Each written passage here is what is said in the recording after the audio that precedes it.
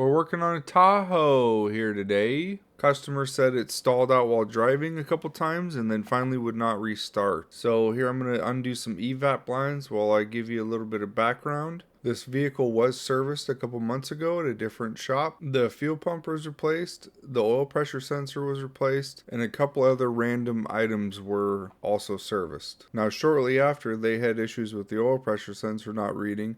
They took it to a different shop, and that shop was able to service the oil pressure sensor and said that it had previously not been replaced. So here we are a couple months later, and then we have the same fuel type issues that were supposedly remedied by this other shop by replacing the fuel pump. So I'm trying to drop the fuel tank now, and as you can tell with this single post thing, I got this thing wedged in here tighter than hell. So I'm going to have to do some finagling to be able to get this thing out of here. Hindsight's 2020, and I should have just put it on the other lift, but the other lift was occupied at the time. So right now, it's too far too gone, and let's just get this thing down. Now, I don't know about you, but I've never seen a top hat of a brand new fuel pump that was installed a couple months ago be spray painted black like that. Now, this usually only means used parts. I'd almost guarantee that this is a used part. A lot of these plastic clips and stuff were all broken when I was pulling it apart. There is a little tiny plastic feed line inside of the tank on these. You'll be able to see that when the fuel pump is pulled fully out of there. And once I work this out of here, sending unit, there we go. You can see that little hose. Now I do vacuum test this because you could hear the pump come on and it had like no pressure.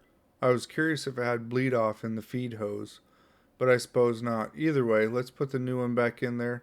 This is what a new assembly looks like. Nice and clean, nice and fresh, no spray paint, no weirdness. So make sure you get that feed line on there. I think that's a return and it goes to one side of the tank instead of just dumping straight in. And then shove it down. You'll feel it click. Boop. There she goes. Now while you got that seated, while it's sitting there, it is kind of spring loaded. So you do got to hold downward pressure while you try and slide that ring over the top. Once you slide that ring over the top, all you got to do is make sure all 4 or 5, I think it is, edges catch just a little bit and then just get it started just a little tiny bit by hand there. Then once you got them started, then you don't have to push down so hard on that spring anymore. Grab your hammer and your chisel. I like to call a flathead a chisel. Give her some nice tappy tappies until that thing reaches bottomed out, and then you're going to want to start hooking all your hoses back up. Now I did redo a couple of these plastic lines just because the fittings were all screwed up and the plastic clips were gone. You know, a fuel tank and a fuel system is kind of important, and I'd rather not have any kind of fuel leaks. Now, if you look in the background, you can see exactly how I got this whole system to even come down. I used the jack ramps in the back for the wheels, and then the front wheels are just set on other sets of wheels.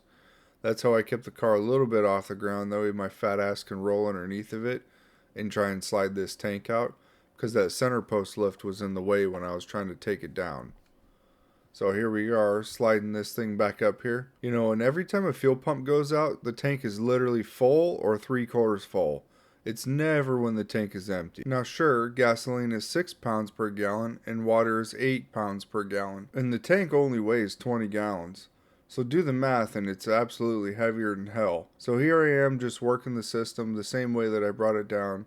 Use the jack in the rear and the lift in the front, and then kind of work them both together, and then just make sure you don't pinch any lines or anything like that on your way up. Everything on this piece of crap is made out of plastic, so it's about the easiest thing to break. Now once I got it started, I put a ratchet strap in the back to hold the back up, and then I put that wood block that you see there in the front up against it to try and hold it tight. That way I could get the whole car on the lift and then go up from there and tighten everything down. So after I got that done, I noticed a few of the tires were low. So just out of courtesy, I'm going to air up the tires all the way around, all 4 of them. Man, I just feel so bad when people get ripped off like that or taken advantage of. They got sold new parts that were supposed to be new and then given something that was right off of a truck in the back 40. It's kind of ridiculous when shops and places do that. Then it makes people feel like they can't trust the mechanic shops at all, any of them. So here we are going to verify our work. Right after, make sure this thing works. I do appreciate you guys watching, liking, comment, subscribing, all the above. Hope you guys find this entertaining. And Viola, there she goes. She fired right up, man. Sounds good, purrs good, no lights on. Looking good. So let's get this vehicle all wrapped up and get it back to the customer, and let them be on their way. See you next time.